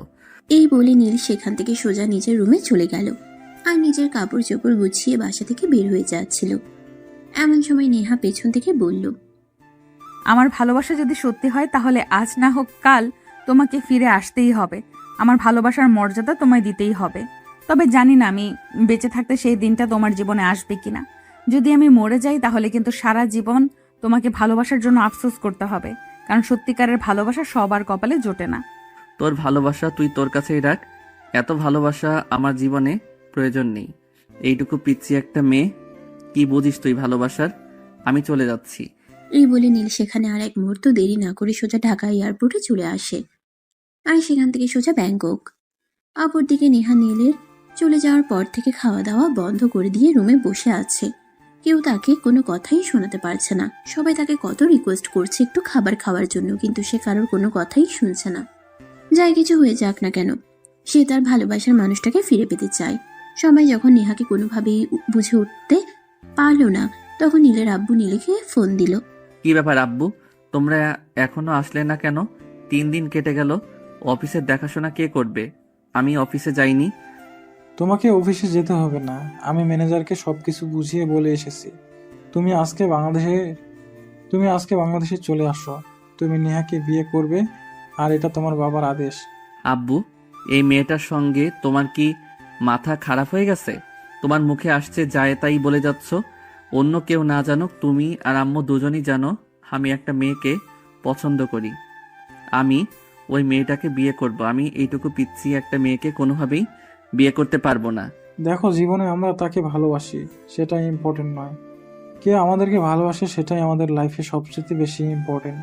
তাই তুমি নেহাকেই বিয়ে করবে, অন্য কাউকে নয়। নীল তখন তার আব্বুর কথার কোনো উত্তর না দিয়ে ফোনটা কেটে দিল, আর তখনই বাসা থেকে বের হয়ে তার পছন্দের মেয়েটার সঙ্গে দেখা করতে গেল। রিমি, আমি তোমাকে ভালোবাসি এই কথাটা এতদিন তোমাকে বলতে পারিনি, কিন্তু এখন বর্তমানে আমার ফ্যামিলির অবস্থা খুবই খারাপ যাচ্ছে। একটা সমস্যায় পড়েছি, তাই তোমাকে এই কথাটা বলতে হলো। আমি তোমাকে বিয়ে করতে চাই। এখন তোমার কি মত সেটা আমাকে বলো। দেখুন, তোমার মতো ধনী, হ্যান্ডসাম, ঘটিলো কিং আর ভালো একটা ছেলেকে বিয়ে করতে আমার কোনো আপত্তি নেই। তবে আমার ফ্যামিলির সঙ্গে আমাকে কথা বলতে হবে, কারণ আমি আমার ফ্যামিলির বিরুদ্ধে গিয়ে কিছুই করতে চাই না। যা করব সব ফ্যামিলিকে নিয়ে। ঠিক আছে, চলো, আমিও তোমার সঙ্গে যাব। তোমার আব্বু আম্মুর সঙ্গে আমি নিজেই কথা বলবো। নীল রিমিকে নিয়ে তার বাসায় চলে আসলো রিমির আব্বু আম্মুর সঙ্গে কথা বলার জন্য। রিমির আব্বু নীলের সঙ্গে কথা বলতে আসলো আর বলল, দেখো, তুমি খুব ভালো করে জানো যে আমরা বাংলাদেশি, আমাদেরও কিছু রিচুয়াল আছে। আমি তোমার বাবার সঙ্গে কথা বলতে চাই। তোমার বাবার অনুমতি ছাড়া আমি তোমার সঙ্গে আমার মেয়েকে বিয়ে দিব না। রিমির বাবার এমন কথাই নীল সেখানে বসে থেকে তার আব্বুকে ফোন দিল আর সবকিছু খুলে বলল। সবকিছু শুনে তার আব্বু বলল, তুমি যদি আমার কথা না শুনতে পারো, তাহলে আমি কেন তোমার কথা শুনবো? এইদিকে আমার ভাইয়ের মেয়ে তোমার জন্য নিজেকে শেষ করে দিচ্ছে, সেটা তোমার চোখে পড়ছে না? আর তুমি অন্য একটা মেয়েকে ভালোবেসে বিয়ে করতে চাইবে, এটা আমি মেনে নিব? আমি এতটা মহান হতে পারিনি। তোমার যা ইচ্ছে তুমি তাই করতে পারো, আমি তোমার পাশে নেই। ফোন তখন লাউড স্পিকারে দেওয়া ছিল। রিমির আব্বু সবকিছু শুনতে পেল, আর তখন রিমির আব্বু নীলকে বলল, তোমার বাবা যেখানে তোমার সঙ্গে আমার মেয়ের বিয়ে দিতেও রাজি নেই, সেখানে আমি তোমার কাছে আমার মেয়েকে তুলে দিব না। কারণ আমরা বাঙালি পরিবার, আমরা ফ্যামিলি থেকে বিয়ে দেই, ছেলেদেরকে নয়। সো তুমি আসতে পারো। হ্যাঁ নীল, বাবা একদম ঠিক কথাই বলেছে। আমরা জন্মসূত্রেই বাংলাদেশি, আর বাংলাদেশি রিচুয়ালে এগুলো মানতে হয়। তাই আমি তোমাকে বিয়ে করতে পারবো না। তুমি যদি তোমার ফ্যামিলিকে রাজি করিয়ে তোমার বাবাকে নিয়ে আসতে পারো, তাহলে আমি তোমাকে বিয়ে করব। নয়তো তোমাকে বিয়ে করা আমার পক্ষে সম্ভব নয়। নীল তখন আর কোনো কথা না বলে সেখান থেকে চলে আসলো। আর এদিকে সেদিন রাতের বেলা নেহা তাকে ফোন করলো। আসসালামু আলাইকুম, কেমন আছো? আমি যেমনই থাকি না কেন সেটা জেনে তো তোর কোনো লাভ নেই। তুই তো আমার জীবনটাকে একদম নরক বানিয়ে ছেড়ে দিয়েছিস। তাহলে এখন আবার ফোন করে জানতে চাইছিস কেন আমি কেমন আছি? এখনো তুমি সেই জেদ ধরে বসে আছো? এখনো বুঝতে পারলে না আমার ভালোবাসাটা, আমি কতটা ভালোবাসি তোমায়? ঠিক আছে, কোনো সমস্যা নেই। আমি তোমাকে 24 ঘন্টা সময় দিলাম। এই 24 ঘন্টার মধ্যে যদি তুমি বাংলাদেশে ফিরে না আসো, তাহলে আমি সুইসাইড করব, যেটা থেকে কেউ আমাকে আটকাতে পারবে না। তোমার সময় শুরু হলো এখন থেকে। Your time start is now. Neha এই কথাগুলো ড্রয়িং রুমে সবার সামনে বসেই বলছিল, আর নীলের সঙ্গে কথা বলা শেষ করে দৌড়ে নিজের রুমে চলে গেল আর দরজাটা বন্ধ করে দিল। তখনই নীলের আব্বু আরো একবার নীলকে ফোন দিল আর বলল, তুই যদি আজকের মধ্যেই বাংলাদেশে না আসিস তাহলে আমি ভুলে যাব যে আমার একটা পুত্র সন্তান ছিল। আমি বুঝতে পারছি না তোমরা আমার সাথে এরকম কেন করছো। কেন আমাকে বুঝতে চাইছো না? আমি অন্য একটা মেয়েকে ভালোবাসি আর তার বাবার সঙ্গে কথা বলেছি। তার বাবা বলেছে তোমাকে নিয়ে আসতে, আর তুমি কিনা বলছো আমাকে বাংলাদেশে চলে আসতে। হ্যাঁ, আমি যা বলেছি তাই হবে, কারণ তুমি আমার সন্তান, আমি তোমার সন্তান নই। তাই আমি তোমাকে যেটা বলবো তোমাকে সেটাই শুনতে হবে। তুমি আজকেই বাংলাদেশে আসবে।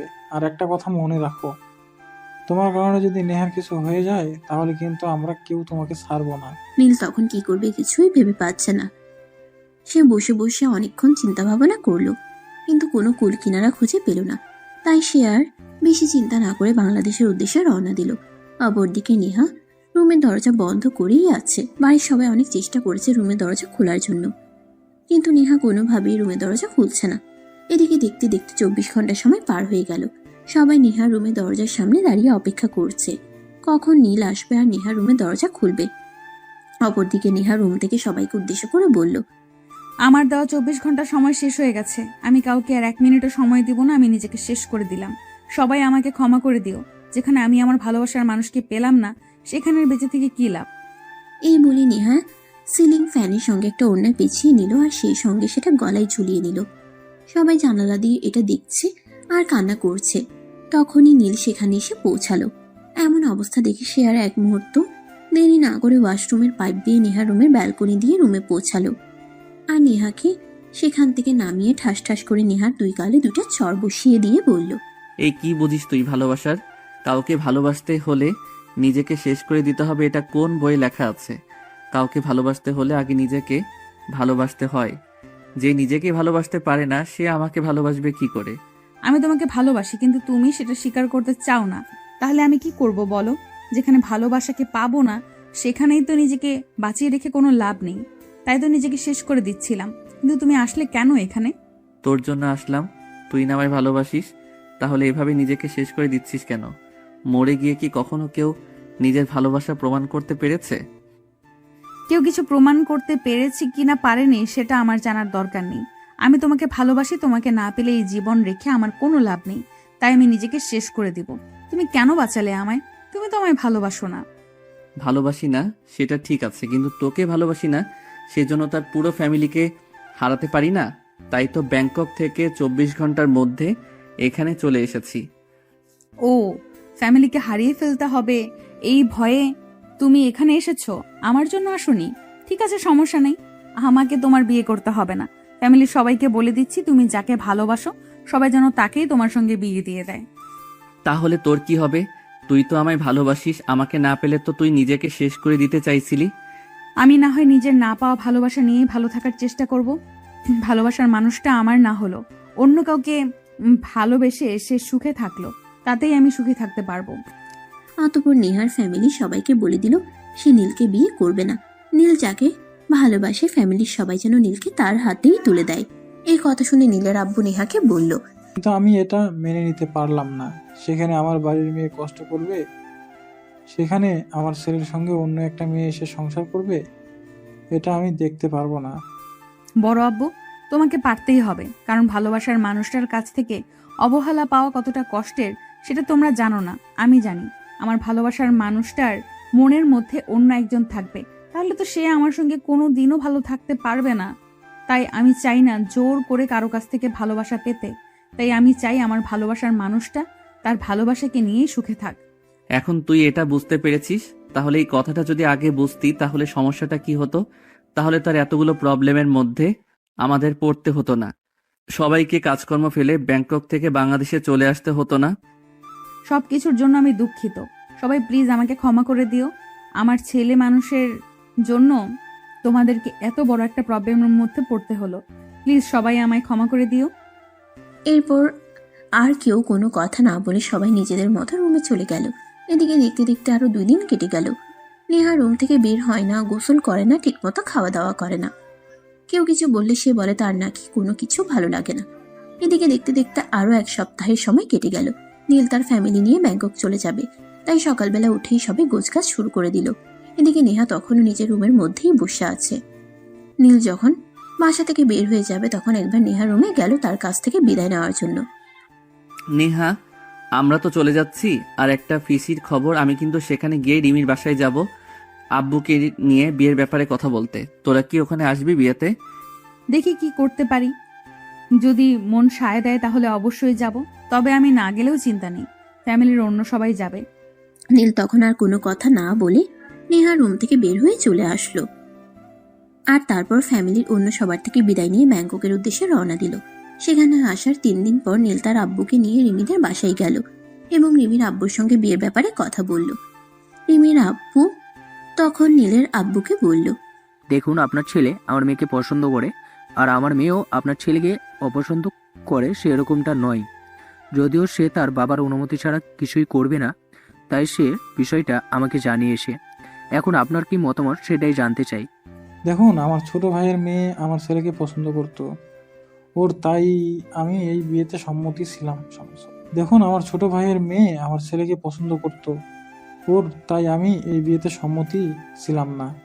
এখন আমার ভাইয়ের মেয়ে জানিয়েছে সে আমার ছেলেকে বিয়ে করবে না, তাই এখন আর এই বিয়েতে আমার কোনো আপত্তি নেই। ঠিক আছে, তাহলে শুভ কাজে আর দেরি কিসের, চলুন তাড়াতাড়ি ওদের বিয়েটা সেরে ফেলা যাক। দুই পরিবারের সম্মতি আছে এটা দেখে তো নীল অনেক খুশি হলো আর বিয়ের জন্য নিজেকে মানসিকভাবে প্রস্তুত করতে থাকলো। এদিকে আত্মীয় স্বজন যারা নীলের বিয়েতে আসবে তাদেরকে বিয়ের দাওয়াত দিয়ে দেওয়া হয়েছে। নেহার ফ্যামিলি থেকে নীলের বিয়েতে যাওয়ার জন্য প্রস্তুতি নিচ্ছে। তখন নেহার আম্মু নেহাকে বলে, আমরা তো সবাই মিলে বিয়েতে যাওয়ার জন্য প্রস্তুতি নিচ্ছি। তুমি কি ভেবেছো? তুমি কি যাবে বিয়েতে? হ্যাঁ, বিয়েতে তো যেতেই হবে, ফ্যামিলির একমাত্র ছেলের বিয়ে বলে কথা, সেখানে কি না গেলে চলে? তোমরা রেডি হও, আমিও যাব। তুমি যাও বলছো, বেবি বলছো তো? না মানে আসলে এটাই বলতে চাইছি যে তুমি ওখানে গিয়ে নিজেকে ঠিক রাখতে পারবে তো?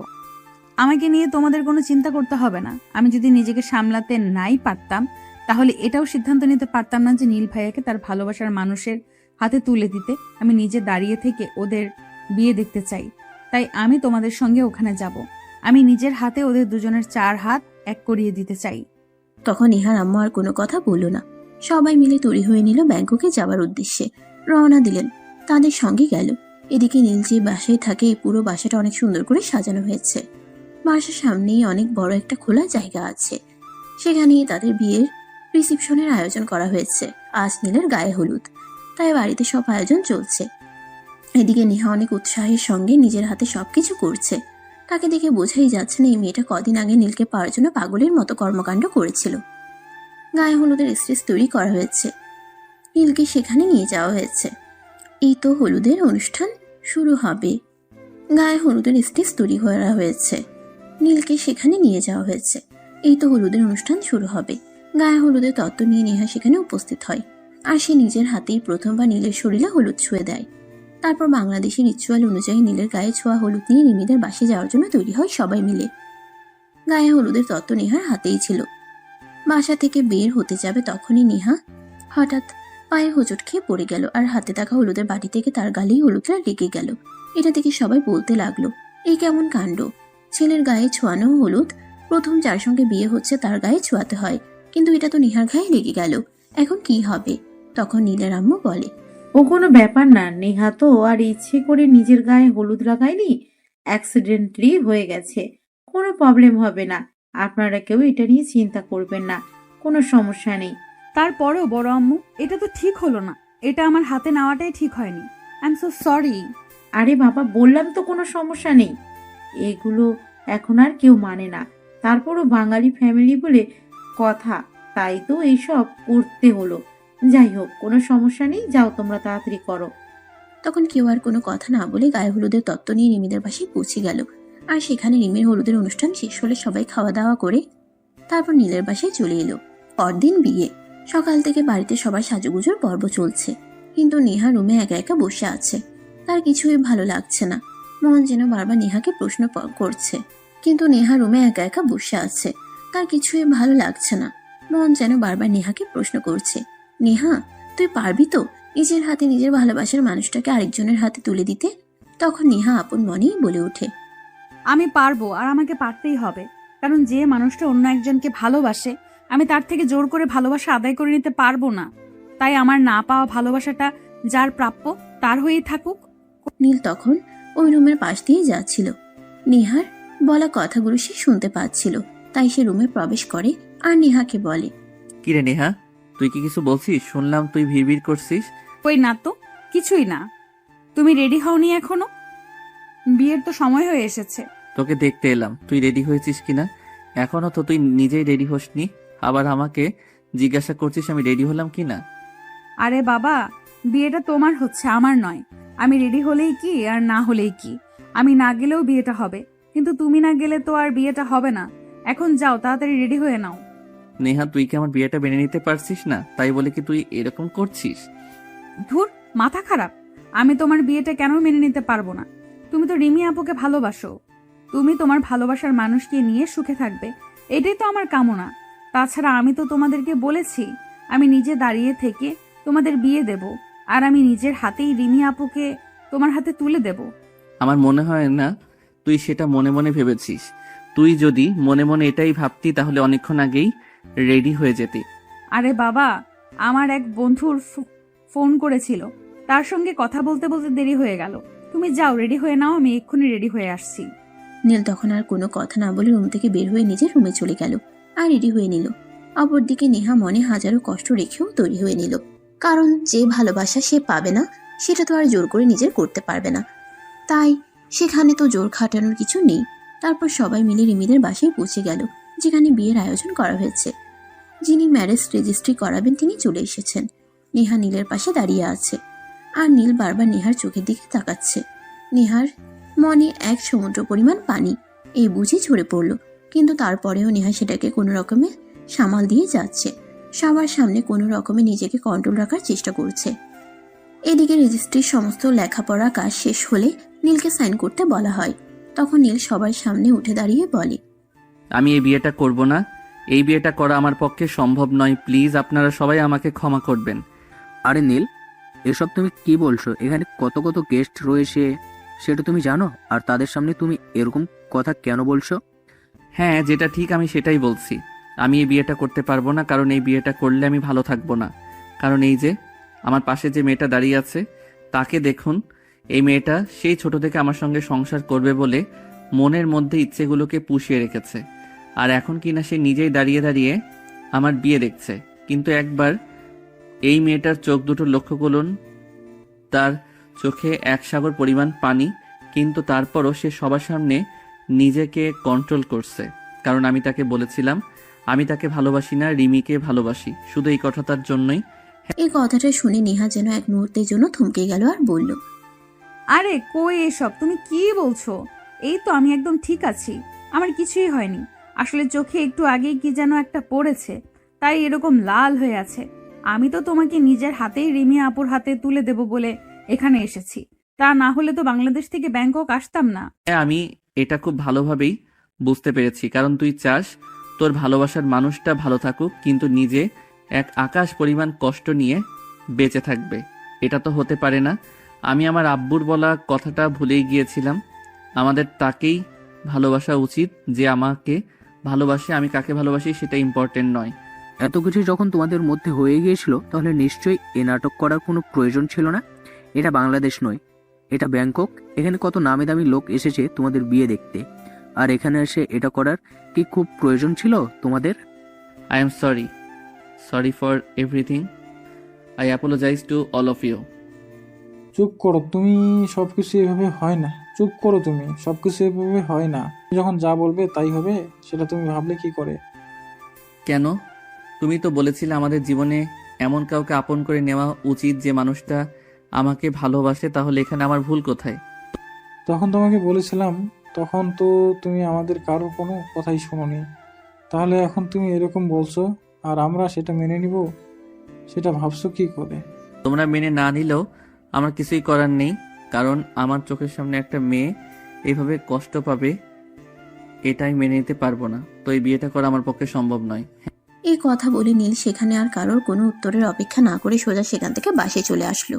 এই কথা বলে নীল সেখানে আর কারোর কোনো উত্তরের অপেক্ষা না করে সোজা সেখান থেকে বাসায় চলে আসলো। এদিকে নীলের পুরো ফ্যামিলিকে রিমির বাবার কাছে অপমানিত হতে হলো এবং সমস্ত গেস্টের সামনেও অপমানিত হতে হলো। তাও তারা কোনো কথা না বলে বাসায় চলে আসলো। ড্রয়িং রুমে সবাই চুপচাপ বসে আছে, কেউ কোনো কথা বলছে না। সবার মাঝে নীরবতা ভেঙে হঠাৎ নীলের আব্বু বলল, তাহলে আর কি, এবার তো নীল আর নেহার বিয়ে দেওয়া ছাড়া অন্য কোনো পথ খোলা নেই। আমি তো তোমাদের সেটাই বললাম নেহা, আর আমার বিয়েটা দিয়ে দাও, তাহলেই তো হয়ে যায়, আর কোনো সমস্যাই থাকে না। অতঃপর সবার সম্মতি নিয়ে নীল আর নেহার বিয়েটা হয়ে গেল। যদিও এটা হওয়ার ছিল না, কিন্তু ভাগ্যে যা লেখা থাকে তা তো হবেই। তাই অবশেষে ঘরোয়াভাবে নীল আর নেহার বিয়েটা হয়ে গেল। বাসর ঘরে নেহা বসে বসে নীলের জন্য অপেক্ষা করছে। বেশ কিছুক্ষণ পর নীল ভাসর ঘরে প্রবেশ করে দেখতে পেল নেহা বধূ সেজে ঘোমটা মাথায় বসে আছে। রাত প্রায় তখন আনুমানিক 1টার বেশি বাজে। নেহা তো কখনোই এত রাত পর্যন্ত জেগে থাকতো না। তাই নীল তাকে বলল, কিরে নেহা, এখন তো রাত 1টার বেশি বাজে, তাহলে তুই এখনো বসে আছিস, ঘুমাসনি কেন? আজ আমাদের বাসর রাত, সেটা কি তুমি ভুলে গেছো? আমি তো সেই কখন থেকে তোমার জন্য অপেক্ষা করছি। তুমি এতক্ষণ আসোনি কেন? কোথায় ছিলে এতক্ষণ? এই তো অনেক দিন পর বন্ধুদের সঙ্গে আড্ডা হলো, তাই তাদের সঙ্গে একটু আড্ডা দিচ্ছিলাম, তাই তো আসতে দেরি হয়ে গেল। তোমার ঘরে যে তোমার বউ বসে আছে সেটা কি তুমি ভুলে গিয়েছিলে? বউ যে তোমার জন্য অপেক্ষা করছে এটা কি তোমার একটুও মনে ছিল না? আই এম সরি রে, জীবনে প্রথমবার বিয়ে করেছি তো, তাই ঘরে বউ আছে সেটা ভুলেই গিয়েছিলাম। যাই হোক, এখন চল ঘুমিয়ে পড়ি। ঘুমিয়ে পড়বো মানে? আজ আমাদের বাসর রাত, সেটা কি তুমি ভুলে গেছো? আজ তো আমাদের জীবনের সর্বশ্রেষ্ঠ একটা রাত, যে রাতে আমরা দুজন দুজনকে প্রথমবার নিজের করে পাবো। এই পিচ্ছি, বাসর রাত পরে করবি, আগে নিজেকে বড় কর, তারপর বাসর রাত নিয়ে চিন্তা করবি। এখনো তুই অনেক ছোট, বাসর করার মতো যথেষ্ট বয়স তোর হয়নি। বয়স হয়নি তো কি হয়েছে? আমি তো মনের দিক থেকে এখন তোমার জন্য পারফেক্ট। বয়স কখনোই কোনো কিছুতে ম্যাটার করে না। আমি তোমার বউ, আর এখন তুমি আমার সঙ্গে বাসর করবে। আমার কিন্তু কোনো প্রবলেম নেই, তারপর যদি তোর কোনো সমস্যা হয় তখন কিন্তু আমায় দোষ দিতে পারবি না। তাছাড়া আমার ইয়েটা কিন্তু অন্যদের তুলনায় সাইজে একটু বড়, নিতে পারবি তো? কোনো সমস্যা নেই, আমি নিতে পারবো। তাছাড়া ভালোবাসার মানুষের সব কিছুই তো নিতে হয়, এটা নিতে পারবো না কেন? তাহলে চল শুরু করা যাক। এই বলে নীল বিছানায় চলে আসলো। আর নেহাকে বিছানায় শুয়ে দিতেই সে উল্টে নীলকে ঝাপটে ধরে তার দুই ঠোঁটে ভালোবাসার আলিঙ্গন করতে লাগলো। ভালোবাসার পরশে নীল যেন একদম মোমের মতো গলে যাচ্ছিল। মুহূর্তের মধ্যেই দুজন ভালোবাসার মহাসমুদ্রে ডুবে গেল। এরপর দেখতে দেখতে 1 সপ্তাহ সময় কেটে গেল। এবার নেহাকে বাংলাদেশে ফিরে আসতে হবে, এটা ভাবতেই তার মন খারাপ লাগছে। সে কোনোভাবেই বাংলাদেশে ফিরে আসতে চায় না, নীলকে ছেড়ে থাকতেই পারবে না। কিন্তু নীলের এক কথা, নেহাকে পড়াশোনা করতেই হবে, পড়াশোনা ছেড়ে দিলে চলবে না। দেখ নেহা, আমি প্রতি মাসে একবার তোমার সঙ্গে দেখা করতে যাব, কিন্তু তোমার পড়াশোনা ছেড়ে দিলে চলবে না। সবেমাত্র ক্লাস 9-এ পড়ো, তোমার জীবনের অনেকটা সময় এখনো বাকি। তুমি তো চাও আমি তোমায় ভালোবাসি, আর আমার ভালোবাসায় তোমাকে পরিপূর্ণ করে তুলি। তাহলে আমি তোমায় বলবো তুমি পড়াশোনা করো, নিজেকে সবার সামনে প্রমাণ করো আমি যে মানুষটাকে তোমার জন্য ছেড়ে এসেছি তার চাইতে তুমি আমার জন্য বেটার অপশন। ঠিক আছে, তুমি যখন বলছো তাহলে আমি পড়াশোনা করব, আর বাংলাদেশে থেকেই পড়বো। তবে তোমাকে কিন্তু প্রতি মাসে একবার আমার সঙ্গে দেখা করতে যেতে হবে, তা না হলে কিন্তু আমি ওখানে থাকবো না। ঠিক আছে, এই যে আমি তোমাকে কথা দিলাম, আমি প্রতি 1 মাস অন্তর তোমার সঙ্গে দেখা করতে যাব। অতঃপর নেহা বাংলাদেশে আসতে রাজি হলো এবং ফ্যামিলির সবাইকে নিয়ে এয়ারপোর্টে চলে আসলো। নীল নেহাকে ছাড়তে এসেছে।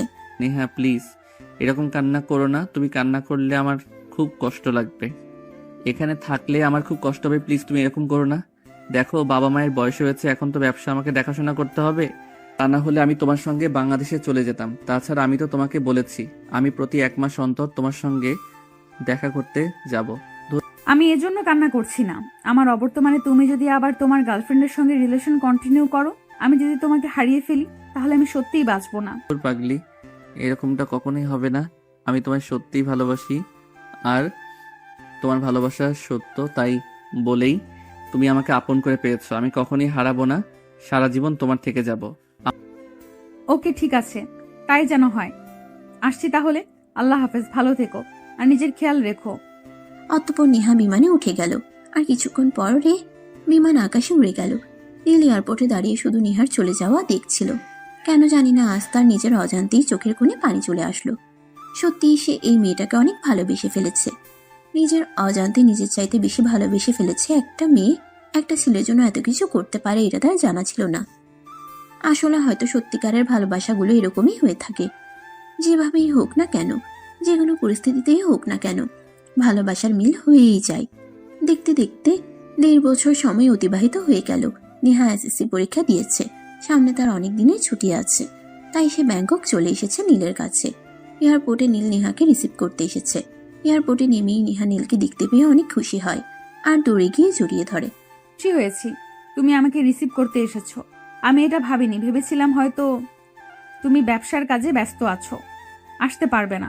আমার প্রিয়তমা এতদিন পর আমার কাছে এসেছে আর আমি তাকে রিসিভ করতে আসবো না, এটা হতে পারে নাকি? আমার ভালোবাসার মানুষের চাইতে আমার কাছে অন্য কোনো কিছুই গুরুত্বপূর্ণ হতে পারে না। আমার প্রথম প্রায়োরিটি আমার ভালোবাসা, তারপর বাকি সব কিছু। আমার ভালোবাসার আমার কাছে সবচাইতে বেশি গুরুত্বপূর্ণ। তাই নাকি? তুমি তো আমাকে ভালোই বাসতে না, তুমি তো তোমার গার্লফ্রেন্ড রিমিকে ভালোবাসতে। তাহলে আমার জন্য এত ভালোবাসা কোথা থেকে উতলে উতলে পড়ছে? এই, তুমি কিন্তু একদম আমাকে খোঁচা মেরে কথা বলবে না। ওটা জাস্ট ইমোশন ছিল, বুঝতে পারিনি। কিন্তু তুমি তো আমায় সত্যি ভালোবাসতে, তাই তো আমি তার হতে গিয়েও তোমার হয়ে গেলাম। তোমার ভালোবাসার শক্তি অনেক বেশি, তাই তো পৃথিবীর অন্য কোনো শক্তি তোমার কাছে থেকে আমাকে আলাদা করতে পারলো না। আমি শুধু তোমারই থেকে গেলাম। হয়েছে হয়েছে, আমাকে আর পাম দিতে হবে না, এখন বাসায় চলো। অতঃপর দুজনে মিলে বাসায় চলে আসলো। আর এদিকে পুত্রবধূ অনেক দিনের জন্য ব্যাংকক এসেছে বলে শাশুড়ি মাও অনেক খুশি। তো বৌমা, এবার নিশ্চয়ই অনেক রান্না বান্না শিখে এসেছে। শ্বশুর আর জামাইকে অনেক রান্না বান্না করে খাওয়াবে, তাই না? হ্যাঁ বড় আম্মু, এটা আর বলতে হয় নাকি? আমি তো আম্মুর কাছ থেকে অনেক রান্না বান্না শিখেছি, যেগুলো বড় আব্বু আর তোমার ছেলে খুব পছন্দ করে। তা বৌমা, শুধু শ্বশুর মশাই আর জামাইকে রান্না করে খাওয়ালেই হবে, নাকি সংসারেরও চিন্তাও করতে হবে? সে তো আমি করতে চাই, আমি তো তোমার ছেলেকে বলেছিলাম এবার একটা বাচ্চা কাচ্চা নেওয়া দরকার। কিন্তু তোমার ছেলে বলে আমি নাকি এখনো বাচ্চা, আমার পেছনে নাকি লোক লাগে, বাচ্চা পালবো কি করে? হ্যাঁ, আমি তো এটাই বলেছি, তুমি এখন অনেক ছোট, আগে নিজে বড় হও, তারপর না হয় বাচ্চা পালা হবে। আমি এইচএসসি পরীক্ষা দিয়েছি, আমার বর্তমান বয়স 17। আমি আবার ছোট কই রইলাম? আগের যুগে মেয়েরা 12-13 বছর বয়সেই মা হতো, তাহলে চিন্তা করো আমার বয়সে তারা 2-3 বাচ্চা কাচ্চার মা হয়ে যেত। এসব ফালতু চিন্তা ভাবনা তোমার মাথায় কোথা থেকে আসে আমি সেটাই বুঝতে পারি না। আগে পড়াশোনা শেষ করবে, তারপরে বাচ্চা কাচ্চা নিয়ে চিন্তা করবে। এখন